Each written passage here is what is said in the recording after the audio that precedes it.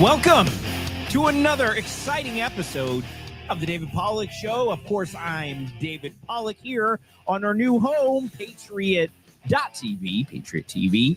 And guys, it has been a minute since we've been live because I've been all over the place talking about everything. But here I'm bringing you a different type of show today. Of course, I would love to talk to you about the crime around the country in Washington, D.C., and the white liberals coming out of their safe suburbs to protest it.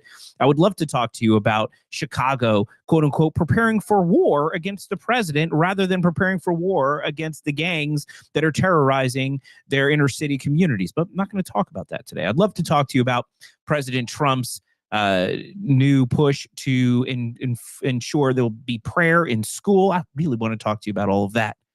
But today, I'm not going to talk to you about that because I'm only on one day a week here for now. And this week, as you know, it marks the 24 years since 9/11. And you're going to hear a lot about it as the week gets closer to Thursday. But this Thursday, America should be pausing again to remember that morning that changed everything. Right? Remember 3,000 innocent lives lost. The Twin Towers coming down, smoke rising from the Pentagon in the skies over Pennsylvania, passengers saying, "Not today," as they gave their lives so others could live.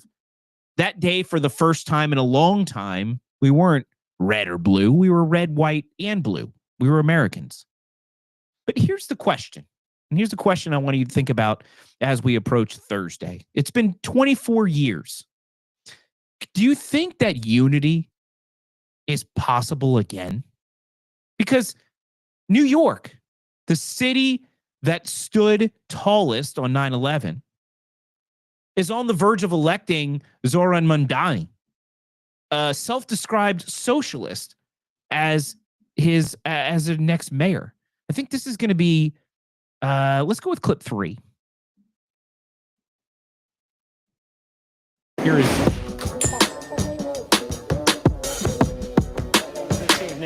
New York Mayor Eric Adams has been indicted by a federal grand jury. Every politician says New York is the greatest City on the globe. But what good is that if no one can afford to live here? City Hall is engulfed in corruption. Unscientific report. The cost of living is the real crisis. New Yorkers are being crushed by rent and childcare. The slowest buses in the nation are robbing us of our time and our sanity. Working people are being pushed out of the city they built. A mayor could change this, and that's why I'm running. I'll make buses fast and free. So I can just get where I'm going. I'll make childcare available to all New Yorkers at no cost. I want to raise my kid in New York. And I'll freeze the rent for every single rent-stabilized tenant. These Eric Adams rent hikes are killing us. Life in this city doesn't need to be this hard. But politicians like Eric Adams and Andrew Cuomo want it to be this way. They care about their donors. They care about themselves. They don't care about you, the working class who keep this city running. This campaign is for every New Yorker who believes in the dignity of their neighbors. And the government's job is to actually make our lives better. We can afford to bring down the rent, have world-class public transit, and make it easier to raise a family. We can do all of that and so much more because this is New York. We can afford to dream. That's probably enough of him. So, Mamdani, he clinched a Democratic nomination with about 56% in ranked choice voting in this final tally there. His platform, as you can see, includes rent freezes, free buses, city-run grocery stores, and a $30 minimum wage. Believe it or not, Eric Adams, of course, even after his investigation, is refusing to step aside, running as an independent. And President Trump is begging that the field be cleared so somebody can stop Mamdani. Because if everybody stays in the race, Mamdani, he looks like he could win with everybody else splitting the rest of the vote. Most people don't know this. He's taking, there's some rule in New York about public funding. He's maxed out what he can receive in donations. He can't take in any more money. So now he's just asking for volunteers. This isn't a good situation for New York. And look, here is what do you guys know about Mamdani? And I have some more clips for you here, just so you can actually get the truth about him. First of all, he describes himself as a Democrat socialist. Now, if you're Democratic socialist, which is so funny that those two words don't even go together. But as you heard, all the plans he has, it's no surprise. But now he's out here campaigning with Bernie Sanders, of course, who shows his ugly socialist face anytime somebody excites him. This is going to be clip 4. Check it out. Whether we will freeze make buses fast and deliver universal. We will freeze make buses fast and deliver universal. They're afraid of Mr. Mamdani becoming an example to what can happen all over this country. Now, we know... Brother, I'm here with another Democratic socialist.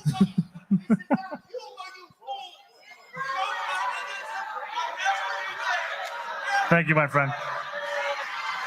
You know that something has changed when it's not enough to call us Democratic socialists anymore. So now he's arguing, I'm not a communist. I'm a Democratic socialist. This is real, guys. And think about this. 24 years ago, after the worst attack on our soil, the city that rallied behind Rudy Giuliani, the city that became a symbol of toughness, is now embracing radical politics that weaken law and order. If another 9/11 happened today, would New Yorkers even come together? They just start pointing fingers, getting behind a guy like this. Over the past 2 decades, America fought a global war on terror, spending trillions of dollars. More than 7,000 of our best never came home. Tens of thousands returned scarred, battling PTSD, broken families, a VA system that still fails them. It's getting better, but it's failing them in the past. The war shaped a generation, and the unity inspired. It seems to be gone. While these radical ideologies spread here at home from New York to Minneapolis, sanctuary cities policies blurring law and politics, mayors and governors of blue states wanting to go to war with the United States president, crime is rising. Americans are divided in victims. Now, tonight we're going to talk about what's going on in New York, what it means. We're going to talk a little bit about the toll that it had on our military. We're also going to talk a little bit about some of the conspiracy theories, because a lot has come out since then. And for me, I ignore anybody saying, but after lately seeing the lies about weapons of mass destruction or watching the FBI spy on a sitting president and seeing how far government corruption can go, it's worth tonight having that discussion. And so we're going to bring that up later too. But tonight we're unpacking this all. Now, I have my good friend Kevin Smith here from the Loud Majority. And he's here to talk about New York politics. And he's going to tell us exactly what it is that's going on in New York and whether or not we can come together, or whether this is the beginning of the end. Because if we can't come together now, I guess it's rent freezes, free buses, crime, city-run grocery stores, and we'll see where it goes. Let me welcome Kevin Smith and get his take in New York City. Welcome, my friend. How's it going, man? Thanks for having me. Oh, you're welcome. Thank you so much for joining. Look, you live in New York City. You have suffered through a lot of bad Democrats since Rudy Giuliani left. And now you're about to turn it over to somebody that pretends he's not who he was 5 years ago. I have a video clip of that later. Maybe we'll get to it. But I want to get your take. Like, how did we go from the unity after 9/11 to about to elect Zoran Mamdani, an American-hating, radical socialist, democratic socialist, communist, whatever he doesn't want to be called or wants to be called? How did we get here, Kevin? You know, it's so interesting. There was a clip over the weekend, I don't know if you saw it, of the Philadelphia Phillies Karen that stole a ball. See the Philadelphia Phillies Karen. It looked a lot like Elizabeth Warren. Exactly. So she stole a ball from a kid, and a regular guy just gave her, stop yelling at me. That's how we got here. Angry Democrats, angry lesbians came up to regular people and started to yell at them. And regular people said, please stop yelling at me. I'll do whatever you want. And that is how you end up with Zohran Mamdani. You end up with regular people who just don't want to be bothered right now. So they take a home run baseball away from their child and they give it to an angry Democrat. And that was like a 20-second microcosm of the world that we live in now. It's loud Democrats screaming at normal people and normal people going, please don't hurt me. And unfortunately, that's going to get us a communist in New York City. You think now? I mean, I agree. We all saw that video over the weekend. Gosh, what is up? By the way, I don't know if the media is just paying more attention to it lately, but what is up with all these people stealing balls from children? How we got? It wasn't the first one. What was the other incident? There was one recently too where something happened. Oh, it was the guy stealing the hat from the kid at the U.S. Open. Yes, have we hit? I also think that it's Philly. I also think it's just the Phillies fans. They're awful. I can say that because I'm a Mets fan. Right. They're the worst people in America. But except for Lisa Reynolds, she's the best. Other than that, Phillies fans are awful. Well, look, but I don't want to get too far on this tangent, but I want to explore this point, and I'll shift back to New York.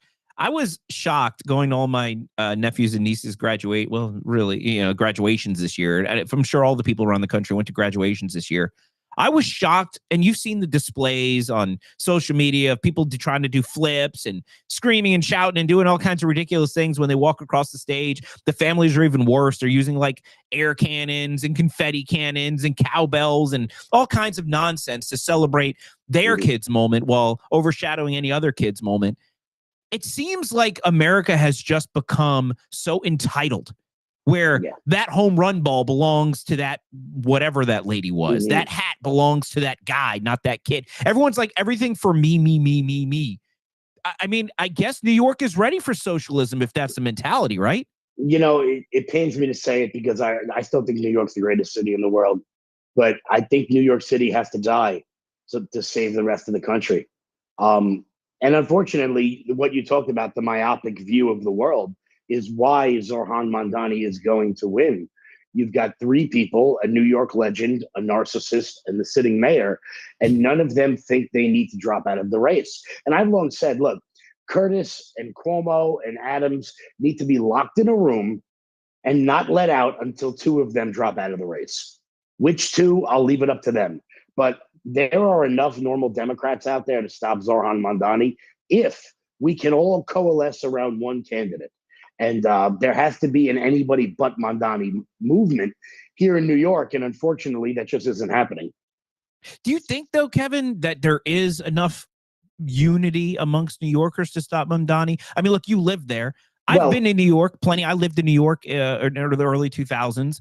I've been there recently. I was at that Madison Square Garden rally when President Trump was there, and it looked like New York was the most Republican city there was. New York is a place that elected Republican mayors for a while. I mean, don't forget, Giuliani was a Republican, cleaned up the city. But a lot of New Yorkers left after COVID. So I wonder, Kevin, is there enough people, even if everyone got out of the race? I mean, Mamdani's running around pretending he's somebody he's not. Actually, let me show you a clip super quick. I'm going to call this clip 5.5 backstage because this is important for people to understand. It's just like AOC. These people are so eloquent, like Barack Obama. They lie to people and convince them that they're not who they say they are. Check out this clip real quick, Kevin. I'll get your thoughts on it. Many of my opponents, chiefly Andrew Cuomo, would prefer to debate a mythical version of myself than the person that I actually am. They would prefer to focus on tweets from 2020 as opposed to the platform of 2025. And they prefer to do that because they know that our ideas are actually popular. And what we are putting forward is a response to New Yorkers' needs that goes beyond the failed ideas and policies that they've heard from these old politicians. What you're really saying is that those tweets of 2020, you've evolved from that. You've changed from that. You've changed your views. Yes, that those are out of step with the campaign that we are running. And it's been clear throughout. Out of step with how you feel. Yes. So you've totally changed your mind. Yes. Okay. Well, yeah, I changed my mind. I don't feel those things anymore. Well, I just want to thank Marsha Kramer for that hard-hitting interview. A woman who has denied me being on her show twice. But that's true.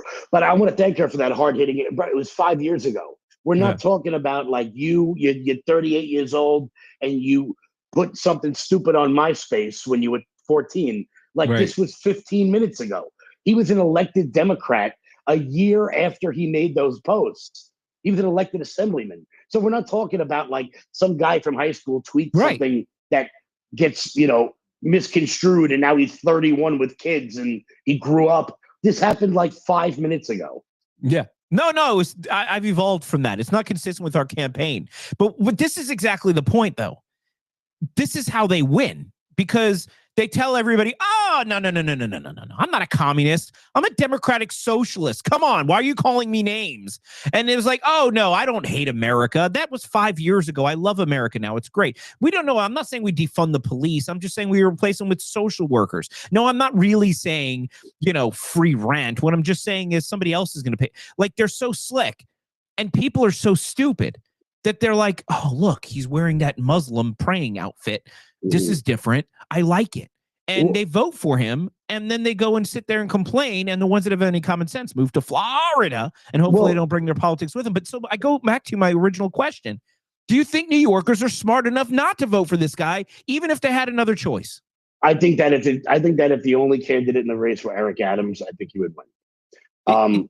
Even though he's under investigation, even with the immigration policies that were supposedly unpopular. Look, I want to be clear. I like Curtis Lewa a lot. He's a New York legend. And he has nothing but my utmost respect for what he's done for New York City. Democrats are never going to vote for him. Democrats will never vote for someone with an R next to their name. And Republicans will never vote for Cuomo because of the nursing homes, because of COVID, because of that era. Eric Adams, and this is not I like this candidate. I'm a political strategist. I work campaigns. Elections are not about morals and they're not about principles. They are about addition and subtraction. Can you subtract more votes from the other guy and add them to your column? That's all elections are about. And unfortunately, I don't see any of the candidates dropping out of the race. And because of that, I think that Mamdani is going to win in the high 30s. Wow. I mean, look, it seems to be setting up that way. I don't think New Yorkers realize how bad it's going to be when you look at these weak on crime policies affecting places like Chicago. You look what happened over in Charlotte with a crazed homeless guy that's been, or I don't know if it was homeless or not, but a career criminal that decided to stab some woman in the neck and kill her, Ukrainian, that all of a sudden Democrats don't care about. The Democrats seem to be all pro-crime. They seem to be pro-free everything. They seem to be pro-anything socialist. But at the end of the day, I really don't think it's the policies. I think it's the division. I think they hate America. And whatever policy is opposite of America, that's what they support, regardless of how it destroys America, because that is their overall goal. So yeah, free rent and all these other things that would collapse, and they don't care, because the more America fails, the more they can point a finger at it and say, we tried your way, it doesn't work, now let's do it our way. And I really think that's what's at the bottom of all these policies, not success. It's intentional failure. It's build back better. But first they have to break it. And that was Biden's policy, to break it so they can, quote unquote, build it back. But let me ask you this, Kevin. Look, 9/11, 24 years on Thursday. We saw, what was it? Biden send a pallet of cash to Iran to mark the anniversary of 9/11. We saw a Benghazi attack on another anniversary of 9/11. Well, Hillary Clinton just said, what do you want us to do now? It doesn't matter anymore that Americans died. They didn't care. I mean, we saw American filmmakers get arrested on 9/11. We always see the Democrats mark 9/11 with some sort of insult to America. Now here, 24 years later, the theme of 9/11 always is, have you forgotten? Don't forget. Never forget.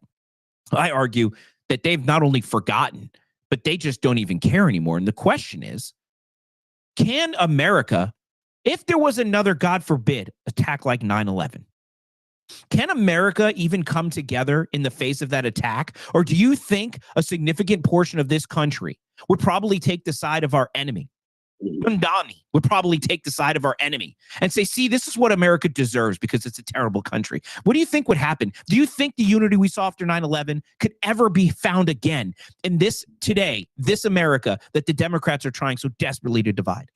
No, I don't think so. And I think it's a right and a left problem. I think the left would side with the enemy because everything is America's fault. We're getting immigration now because we overthrew a government 50 years ago kind of thing.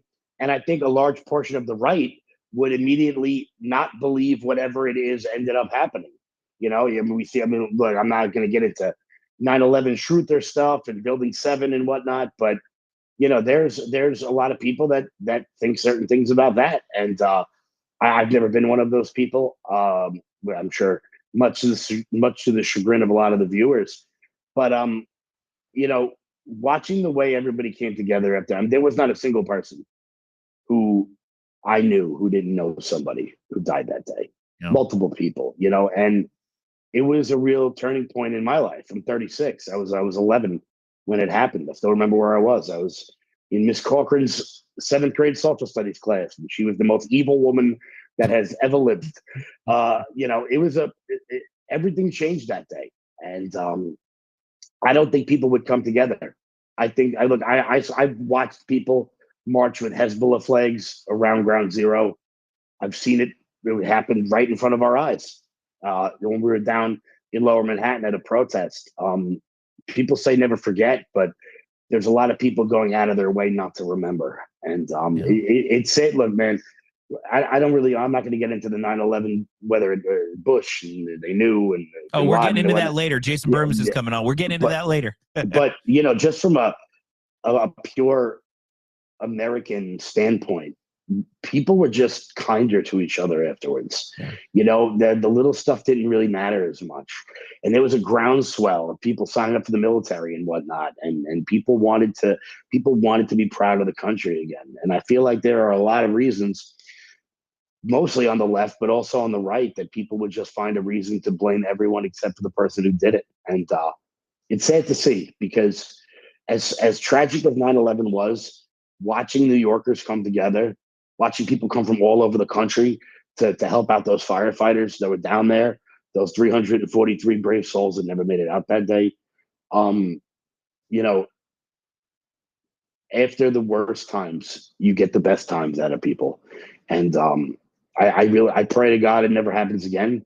But with the Islamic influx we're getting into this country, who really knows, man? It's only a matter of time. Like we're seeing in Europe. Europe's finally starting to wake up. But is it too little too late for them? And then it bears the question, is it too little too late for us? Well, let's hope New Yorkers can come together again and defeat communist, socialist Mundami, who's not even born in America, who probably wasn't even in America during 9/11, doesn't even understand the history or what it requires. Yeah. So let's see if New York can rise up again and defeat this enemy from within. Kevin Smith, Loud Majority on LFA TV. Where can people go and check you out? You guys can follow me on X, Kevin_Smith45. I'm in all of David Pollack spaces. I follow him around X. So you guys can follow me there or on Rumble. Just type in Loud Majority Live. I'll pop right up. Well, thank you so much for joining, Kevin. Thanks, Dave. Take care. All right, guys, we're going to take a quick break, but when we come back, we have a couple good things coming up, actually. We come back, we're going to hear from a very angry puppet for our special segment, Puppet Carlson Tonight. And then we hear from our good friend, Heather Mack Isaac, a combat veteran from both Operation Iraqi Freedom and Operation Enduring Freedom. So we can talk about the toll that 9/11 had on our military in the many, many years after 9/11. And all of that is coming up right after this. So don't go anywhere, because the David Pollack Show will be right back.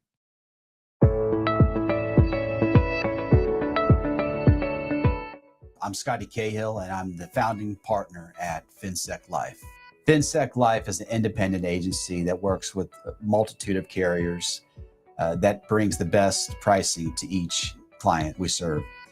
With our 40 plus years of experience in the industry, allows us to deliver unique results to each individual client. We do not get paid until your policy is placed, until you have your insurance.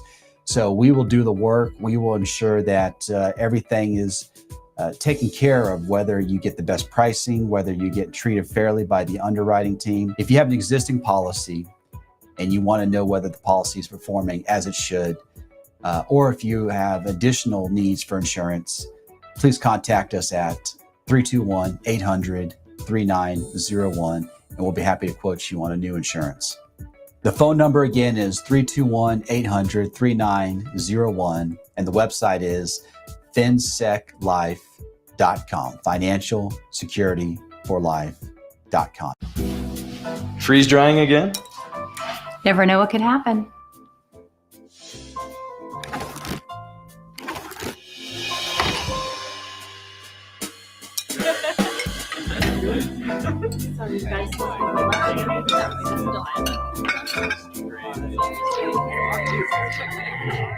Whatever the future may bring, dinner can be certain. Visit patriot.tv/harvest today.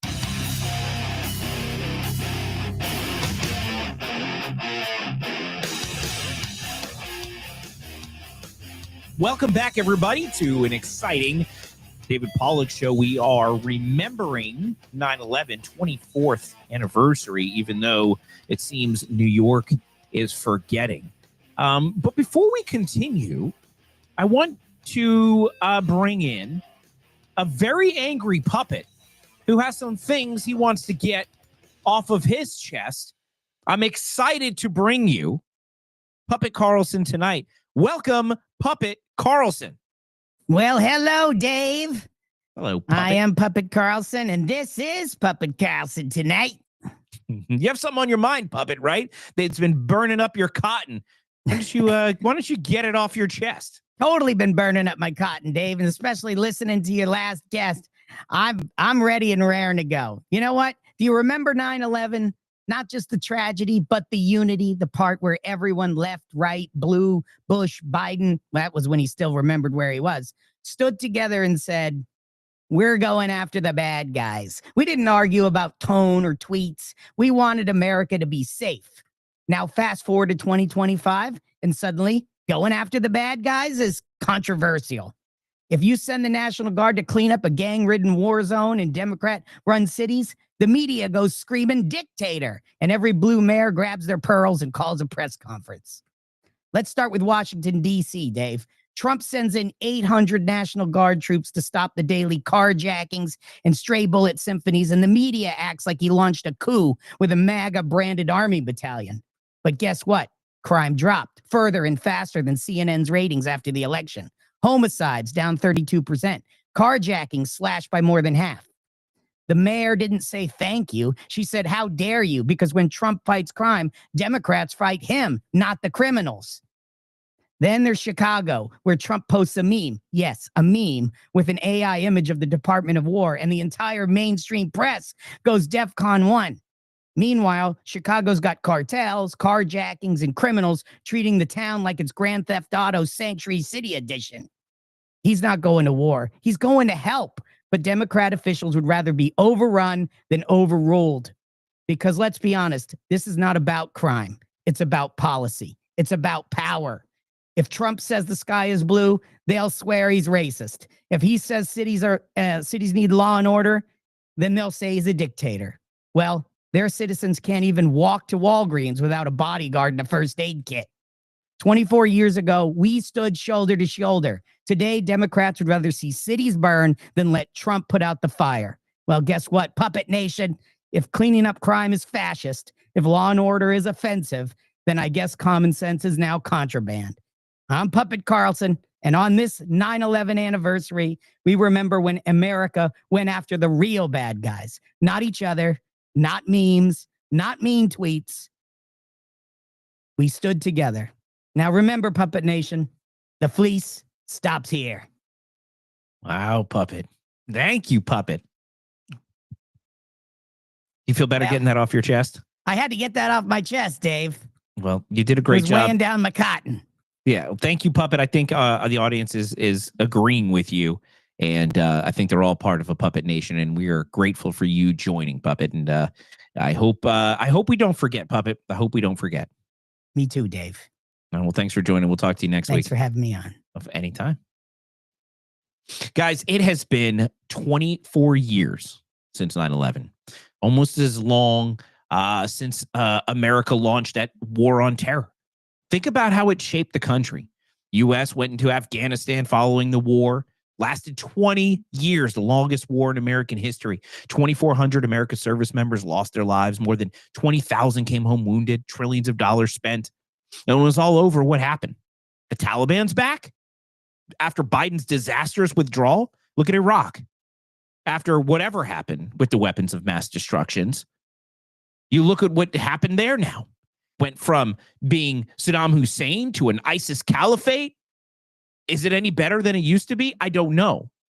But we know we have a lot of American heroes that are still suffering, and they paid the price in that war as well.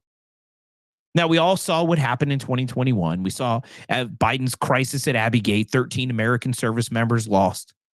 And this is the important part to remember. Well, politicians get us into wars, and this is why Trump says no new wars. Trump wants to end wars. Because while politicians argue about getting us into wars and foreign policy, our veterans are the one who pay the price. Over 30,000, do you guys know this? Over 30,000 veterans, I think that's the right number, post 9/11 have died by suicide, 4 times the number lost in combat. The VA system is overwhelmed. Veterans wait months for appointments. Mental health care is inadequate. And too many families are left to pick up the pieces when the government fails them after they come back from war. These are not just numbers. These are people. Young Americans who raised their hand after 9/11 and volunteered to go defend freedom. And now we're not even sure what they were defending if you look at what's happening around this country. But I wanted to bring you the story from the people who fought against these terrorists after 9/11, the ones who fought back. And I want to welcome to the show my good friend, Heather Mack Isaac. She served as a mechanic in the Air Force. She was deployed to combat zones in the Middle East, Operation Iraqi Freedom, Operation Enduring Freedom. And she knows firsthand a lot about the way our veterans are treated and the cost of war. And welcome to the show, Heather. Hi, David. Thanks for having me. Sorry, we have an extra guest here. He won't leave me alone right now. This is my diabetic cat. You know, this was a serious segment. I'm like, trying to get a somber tone. And all I could think of is that lawyer video when he's like, "I'm not a cat, Your Honor."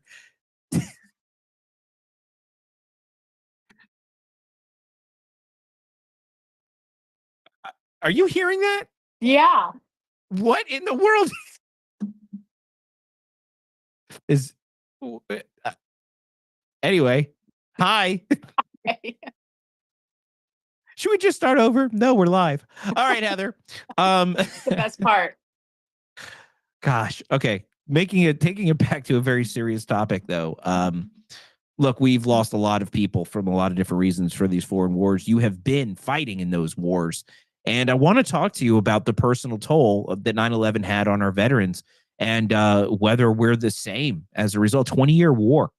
I think we're still paying the price. I think 9/11, I don't think we fully even recovered now. While New Yorkers are forgetting and electing communist, socialist, whatever they are, dictators from America, our veterans are still paying the price. And I was hoping you could talk a little bit about your experiences fighting in those wars and what you've seen for you and other veterans when you came back. Right. So, I also want to impress upon people the fact that it wasn't just how many people decided to join the military because 9/11. I have a good friend who was affected when she was supposed to be getting out of the military, and she ended up getting stuck in what's called stop loss. And that, for her, as well as a slew of other people, completely changed the trajectory of their lives and their careers, because these were people that were wanting to get out. Military said, nope, we still need you. And they can do that in various circumstances. And a lot of these people who were just going to do their enlistment, they ended up enlisting multiple times over, to the point that, my friend, she just retired at her 24-year mark about 2 years ago. And 9/11 was supposed to be when she was getting out. But in terms of, so many people felt inspired by the patriotism and the unity and the love for country when 9/11 happened. And that was a catalyst to many people deciding to join. And I can remember going through basic training. I joined in 2005. So the war had been going I was a sophomore in high school when 9/11 happened. And I joined, a few years later. And I can remember them playing these video clips of F-16s and drone and various strikes that, it was almost like it was building us up to, like, yeah, we're Americans. We're going to go in there and defend and get, I don't want to say revenge necessarily, but justice for what had happened to us. So when we were in the military, it was something I wanted to get deployed. There are so many people that, will try to skirt deployments, but because it was such a visual and we were attacked on our home turf, people wanted to go over there and be part of the justice that was being served. And so, after the war being elongated over and over and over again, I don't know if that same mindset held true towards the end of it. But, we were gung-ho. We wanted to be there. We wanted to be part of, getting the justice for what was happened to us on our home turf. Wow. And then and of course you fought over there, and you did I think, how many years did you serve deployed in the combat zones? Well, I did 15 years total, and I deployed to Iraq, and I also deployed to Afghanistan. And then of course you come home. You're friends with a lot of veterans, and a lot of veterans in your life. You've done a lot for veterans. You continue to do a lot for veterans. What have you seen as the I guess the most significant impact of that war on our veteran community? A lot. It's a lot. The type of warfare that we had over there was very different than other wars per se. You look at World War I, World War II. You look at Vietnam. It was a lot of guerrilla warfare where it was hand-to-hand combat, and those guys went through some stuff. All veterans do to an extent. And, over in Iraq and Afghanistan, it was a very different types of attacks. It was very bomb-based, roadside bombs, suicide bombers. You didn't see that stuff in other wars. So these conflicts also shifted how our training was in real time to try to combat these techniques, if that's what you want to call it, that many of our soldiers hadn't faced before. And so because of this kind of new style of warfare, our troops and our military in the beginning, we were not prepared for this type of combat. We were not prepared for roadside bombs. We were not prepared for these ambush attacks that would happen because of roadside bombs. Now, intelligence and all of that was able to, in a matter of years, spin up our forces to prepare for this. But it took a very heavy toll on, our military, our resources, to go from training in one aspect to have to switch it to this kind of new style of warfare. And it impacts. I have friends that, even to this day, they haven't been in Iraq or Afghanistan in 20 years, and they still get PTSD from driving on the roads for things that could be a potential IED, roadside bomb. And it was those kind of, head on a swivel, impactful things that there's many, many veterans that are still suffering to this day from the conflict that they were in 1 to 2 decades ago. And what I will say on the flip side is we came home to people that were grateful. We came home to people that applauded our service, which was very different than, let's say, the Vietnam War. And though we have a hell of a long way to go in regards to mental health, we at least got, standing ovations when we did come home. Yeah. Let's talk about when you did come home, because that was a much different experience than my father had, who fought in Vietnam. He told me when he got back to the United States, they flew into California, and he was getting spit on by people as he got off the airplane when, he fought in that conflict. So it's nicer to see at least there's some respect for our men and women who fight. Let me ask you, though, because then you come home and of course, a lot of our veterans rely on the VA for healthcare, both mental health and physical healthcare. Has VA lived up? I know it's getting better now under President Trump and Secretary Collins, but in the past, has the VA lived up to its promises to our veterans? No. Describe your experience. As somebody who has suffered with PTSD myself and, has been linked to depression, I was turned away by the VA. They eventually, after they attempted to help me, they basically told me, after putting me on a plethora of pills, putting me on more pills to help those pills or to combat the side effects from those SSRIs, they just basically said to me, you have treatment resistant depression and we don't know what to tell you. And that was when I had to kind of take my own healing and my own journey quite literally into my own hands to figure out how to combat this on my own. This was about 5 years ago, I want to say, maybe 6 years ago that this happened. So I've been on this journey to bolster my own mental health.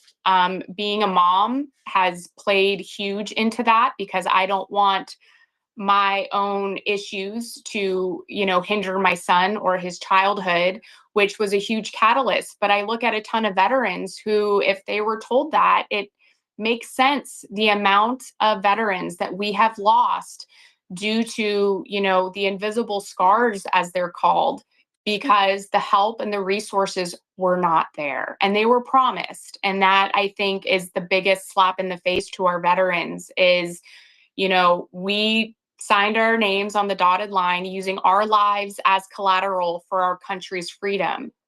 And to be told initially, we will help you, to good luck. There's a lot of room for improvement in our VA. And I think it's on the right path from what I'm seeing, but it is still not where it needs to be. Wow. I mean, and that is something that we need to work very hard for. And I'm hopeful that it'll continue to improve so veterans are getting the care they need after sacrificing so much.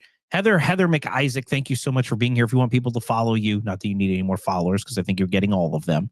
If you want people to follow you in your work, where can they go? I am on TikTok, X, and Instagram, the same handle, at Liberty Valkyrie. You can find me on all those platforms. I do not mess with Facebook. So if you do see pages over there, it is not me. The one thing that I do want to say is the current secretary of the VA, Doug Collins, if somebody's going to fix the mess that is the VA, I have faith in Doug Collins. He is all about the veterans. He is motivated. I've heard him speak, and he's a fantastic person to be in that position. So I'm hopeful for the direction that the VA can go under his leadership. Yeah, me too. Absolutely. Great guy. And he's doing great work. And I had video clips, but I'm out of time, so I can't even play them. But says what happens when you're having fun and talking about serious things. You don't have time for video clips, but we will have a space later and we could talk about this more over on X beginning at 8 p.m. Eastern tonight. Heather, thank you so much for joining. Thank you for your service. And we'll talk real soon. Absolutely. And I'll see you in the space tonight. Yes, you will. All right. Good night. All right, guys, for years, I mean, look, you've heard about what New York is becoming. We've talked about the toll that the 20-year war in the wake of 9/11, the toll it took on our veterans. And for years, we've heard that maybe 9/11 was a conspiracy, but we dismissed them as fringe. Like, what are you guys talking about? You heard Kevin talk about this earlier. He's not going to even get into the 7th building stuff. Yeah, I'm not going to get into the 7th building. But here's the thing. When you've lived through what we've seen lately with deception and surveillance and cover-ups, it's hard not to question things. Now, I'm not saying 9/11 did or didn't happen. I'm not saying I'm a conspiracy theorist, but I brought you one because some of the questions is this. Did Building 7 collapse because of the damage around it? Was there something else? Was Saudi Arabia involved? What did they really know? Why were there early intelligence warnings and why were they ignored? And why are so many 9/11 documents still classified? Asking the questions doesn't dishonor the victims or the heroes of 9/11, but it does honor them because the truth shouldn't scare us. Cover-up should. And as we've seen lately, there's a lot of things that we're learning that not a lot of us are okay with. And when we have people paying the ultimate sacrifice to fight in these wars, and we've seen what it did to the country, it's worth asking the question, which is why I'm excited to be joined today by Jason Burmas. He studied 9/11 for years. He's one of the most outspoken voices raising questions about the official narrative. And whether you agree with him or not, you're going to want to hear what he has to say. Welcome to the show, Jason.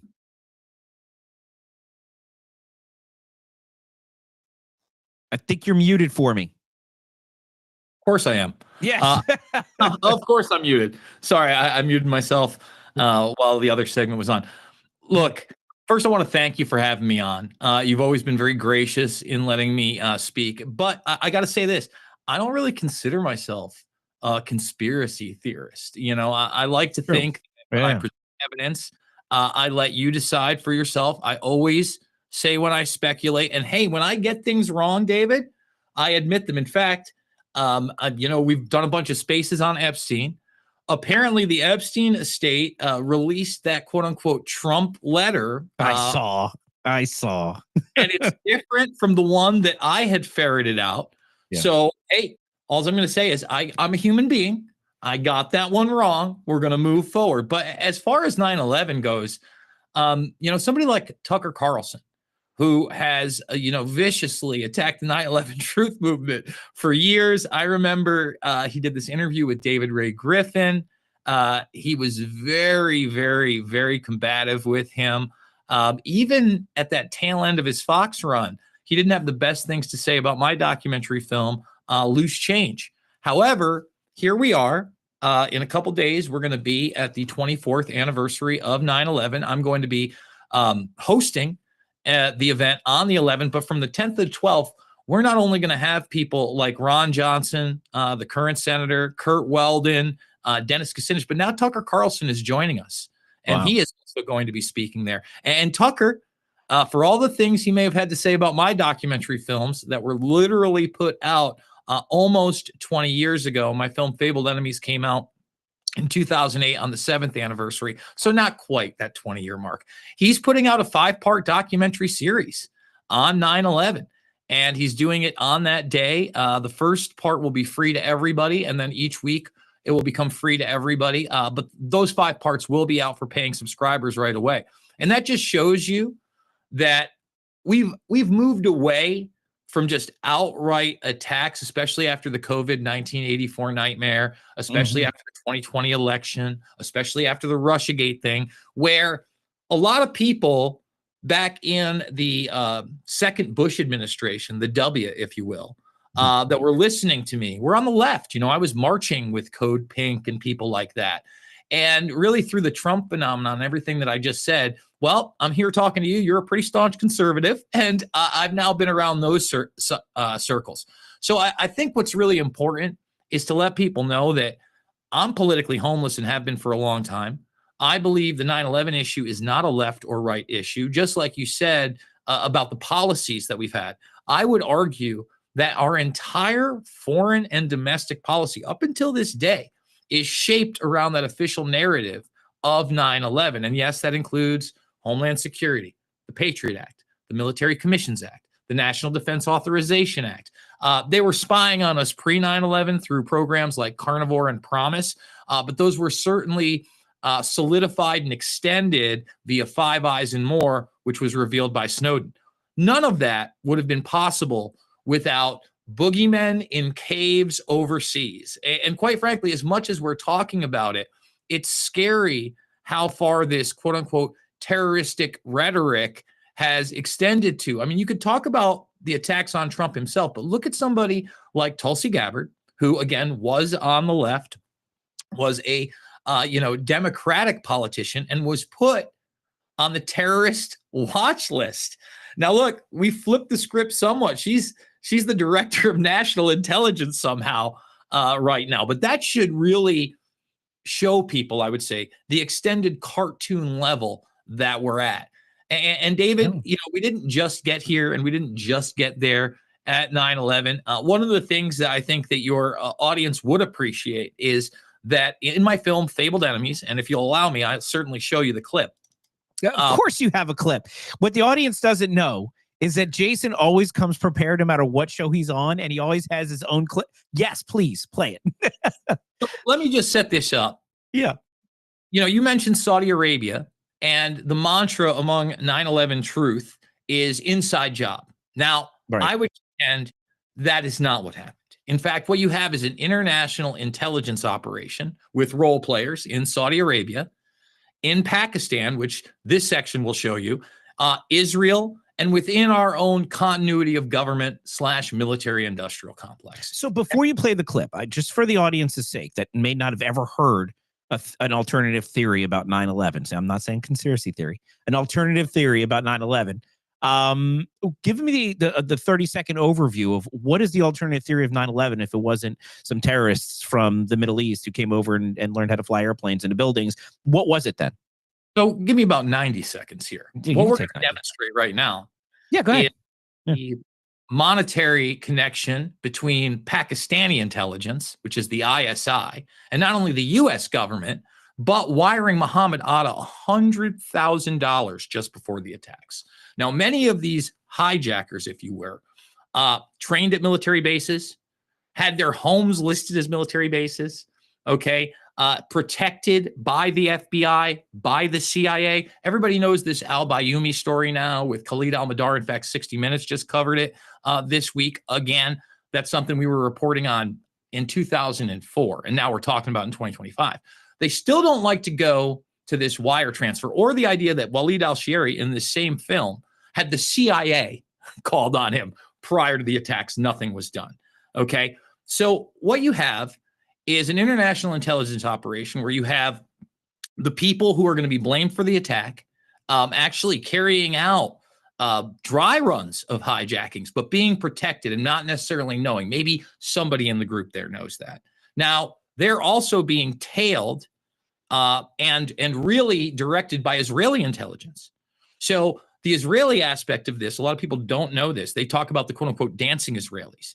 But prior to 9/11, they had picked up almost 100 Israeli operatives in the United States, spying throughout the country, not only as art students, but in malls and kiosks and also dealing ecstasy.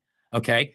The people they would pick up on 9/11 who were literally surveilling the attacks, photographing it, and they may have been filming it. That is yet to be proven. They were part of that ring and picked up, and more were picked up after that. So then what's U.S. intelligence, right? Well, number one, you need to cover up, but you need the actual operation to be able to take place. So on the morning of 9/11, there are many drills going on of hijackings. So not only the 4 we know about, but really dozens. So the people on the ground, they're confused. They're seeing a bunch of hijackings. In fact, when the first plane hits the World Trade Center, the NORAD commander goes, wait a minute, is this real world or exercise? And they're like, real world. And they're totally stunned. Okay, even Robert Myers admitted to many of these. Now, they were running drills prior to 9/11 of these same types of things with Osama bin Laden on the cover of one of them, known as Amalgam Virgo, where they hijack a plane out of Alaska and slam it into the Capitol. Okay. So all this idea that we didn't know, no, actually we were training for. And then another really big thing outside of the funding and the military industrial complex angle is that E-4Bs are on the site of at least 2 of the attacks. What's an E-4B? Well, E-4Bs are doomsday planes that are put into the skies in case of a nuclear, biological attack, or some kind of warfare. Now, there are a ton of mass disaster drills going on that day. Even Giuliani was part of Tripod and in the Office of Emergency Management in Building 7 and moved out of there. That's a whole nother shebango we could get into. So, but here's the thing, because I got like 3 minutes left in the show, so I don't want to lose sight of the important Let's play this clip because you'll get to see Joe Biden knowing about the money man behind. Okay. And this is before he's the vice president. Okay, let's play the clip because after the clip, I need to ask you why, and I need the answer to why before we have to wrap. Let's do it. All right. The attacks, it was apparent that some people within the government were aware of the Pakistani funding of al-Qaeda. Secretary Powell, one country you didn't mention was Pakistan, and I understand that your deputy has spoken with the ambassador to Pakistan. Deputy Secretary Armitage did meet with Pakistani officials today. It would be useful to point out to the Pakistani leadership at every level how helpful they might be if we find a basis to act upon that information. Senator Joe Biden, who had also met with the head of the Pakistani ISI, would have harsh words on the Senate floor. And the word should go out to those who pretend that they wish to be our friends, that they're going to have to make some very difficult choices. Pakistan in particular is going to have to make a very difficult choice very soon. Words will not be sufficient. Actions will be demanded. When Biden was confronted, he confirmed his meeting with Ahmed, saying Pakistani intelligence was indeed funding the Taliban. In the days following 9/11, you met with the head of Pakistani ISI, General Muhammad Ahmed. It has since come to light that he ordered Shahid Sheikh to wire $100,000 to Muhammad Atta. Why was he allowed to go back to Pakistan, and why wasn't he questioned, and why were you meeting with him? I met with him to deliver a message that if he didn't stop supporting the Taliban, we would take him on. Why did we let him go? We let him fly freely. We never investigated him. We never even looked. All right, Jason, I got a minute left. I need you to tell me the why. I need you to tell me the why. All right, let's do it. So again, a minute. You got to tell me the why in a minute. The why is because now we have carte blanche to do what we ever want, not only in the Middle East, but anyone we label a terrorist nation. We do the same thing here at home. It greatly expanded the executive within an executive. Some people call it the deep state. And unfortunately, this was done in a movement towards globalism and what some people call a quote unquote new world order. If you want to learn more about that, you can watch Fabled Enemies. You can watch Loose Change on 9/11, but you can also watch Invisible Empire, a new world order defined, where we touch on not only 9/11, but many of the surrounding events that give you that bigger picture, David. And where do you want to send them to go and watch that? You can watch it at all of my platforms, including within a playlist over at YouTube, despite my demonetization. But please, if you're in the DC area from the 10th to the 12th, we are going to have this event. We need you guys, not just on this anniversary, but let's push for the truth into the 25th anniversary. So maybe somehow, some way, we get some real accountability here, David. Perfect. And what's your X handle for people to follow you? At Jason Burmas, BERMAS. Well, thank you so much for joining, and I appreciate your insight. And I'm sure we're going to hear a lot more about this in the days to come. Thanks for being here. All right, guys, that is all the time we have. 24 years after 9/11, the question remains, are we still a nation that came together that day? Why we came together? And have we let the division make us weaker? Have we forgotten? And I want to thank my guests, Kevin Smith, Heather Mack Isaac, Jason Burmas. And I want to thank you for spending your evening with me. I hope this week is not too hard for some. I know there's still a lot of people. It might be a long time. Some people might have forgotten a lot of things, but it's still very hard for a lot of people on 9/11. And as you heard from Heather, it still affects veterans every day. So keep everyone in your prayers this week. Keep our country in your prayers as always. And we'll see you next Monday, same time, same place, right here on the David Pollack Show. Stay classy, America, and good night.